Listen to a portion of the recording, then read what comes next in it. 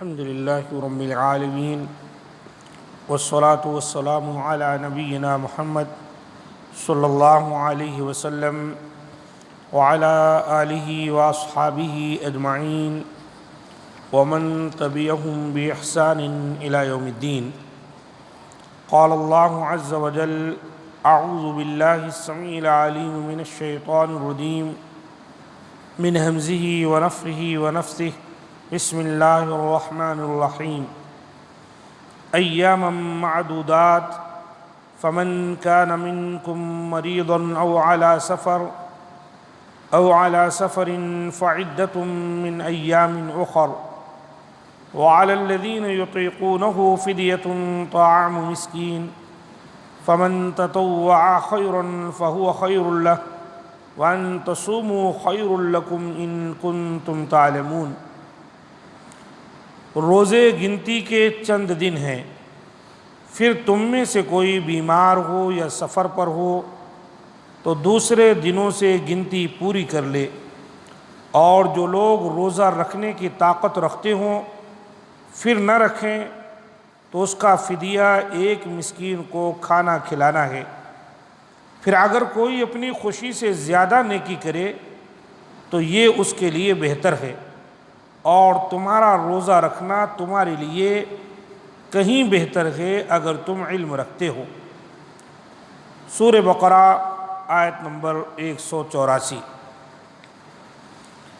ارشاد باری تعالی: وَعَلَى الَّذِينَ يُطِيقُونَهُ فِدْيَةٌ طَعَامُ مِسْكِينٍ، اور جو لوگ روزہ رکھنے کی طاقت رکھیں لیکن رکھیں نہیں، وہ روزے کے بدلے محتاج کو کھانا کھلائیں.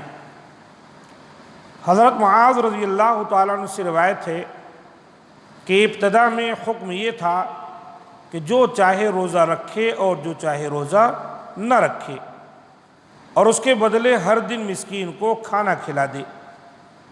اسی طرح امام بخاری رحمہ اللہ نے سلمہ بن اکوع رضی اللہ تعالیٰ عنہ سے بھی روایت کیا ہے کہ جب یہ آیت نازل ہوئی تھی تو جو روزہ نہ رکھنا چاہتا وہ اس کے بدلے میں فدیہ ادا کر دیتا تھا، حتیٰ کہ اس کے بعد والی آیت نے اس آیت کو منسوخ کر دیا.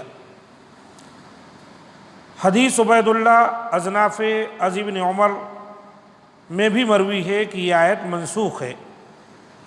امام ابن جریر رحمہ اللہ علیہ نے ابن عباس رضی اللہ تعالی عنہما سے روایت کیا ہے کہ وَعَلَى الَّذِينَ يُطِيقُونَهُ کے معنی ہیں کہ جو روزہ رکھنے میں تکلیف محسوس کرتے ہیں، یعنی جو چاہے روزہ رکھ لے اور جو چاہے افطار کر کے ایک مسکین کو کھانا کھلا دے.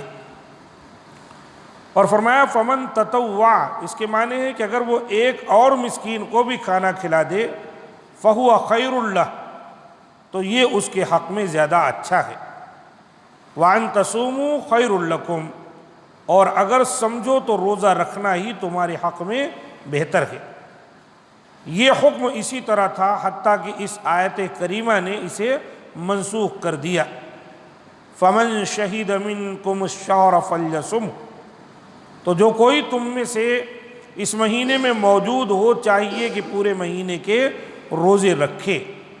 سورہ بقرہ کی آیت نمبر 185 ہے. معمر مرد و عورت کے لیے روزے کا فدیہ، امام بخاری رحمہ اللہ علیہ نے عطا سے روایت کیا ہے کہ انہوں نے ابن عباس رضی اللہ تعالی عنہما کو وَعَلَى الَّذِينَ يُطِيقُونَهُ فِدْيَةٌ طَعَامُ مِسْكِينٍ کی تلاوت کرتے ہوئے سنا.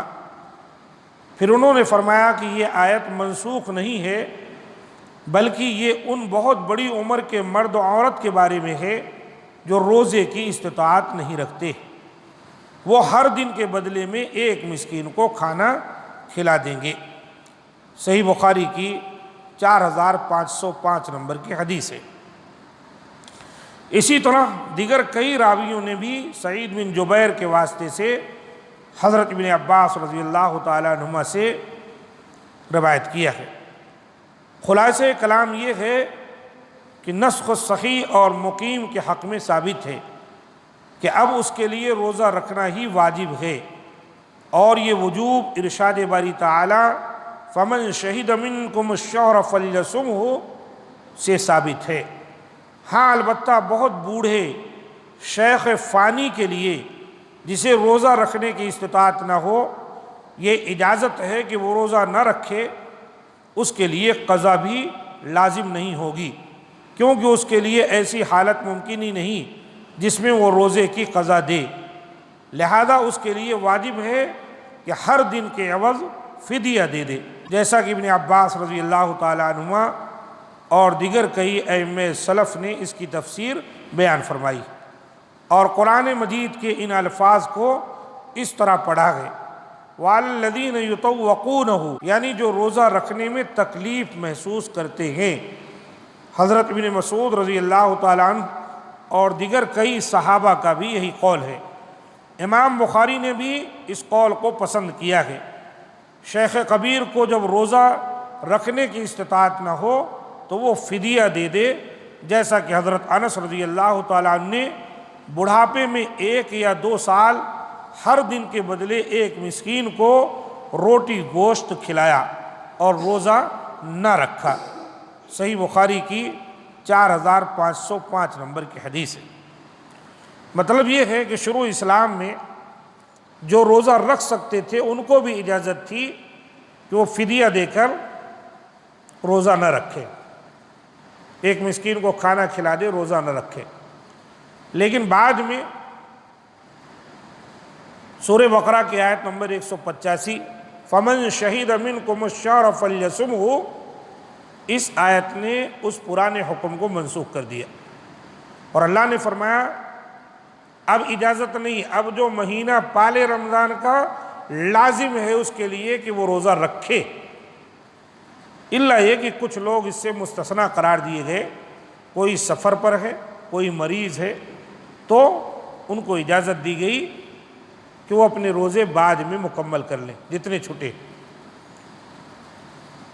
عبداللہ ابن عباس رضی اللہ تعالیٰ عنہ کہا کرتے تھے کہ نہیں، یہ آیت منسوخ نہیں، یہ آیت محکم ہے، اس پر عمل ہوگا۔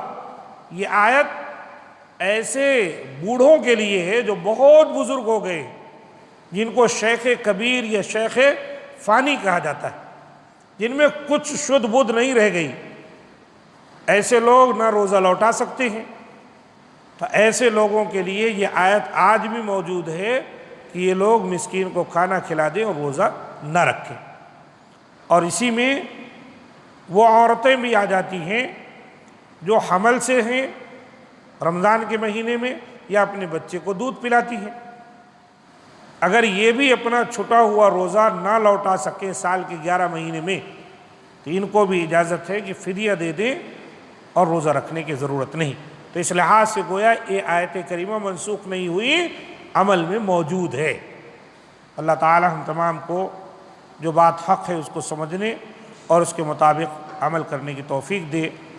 انشاءاللہ باقی باتیں اگلے درس میں آتی رہیں گی۔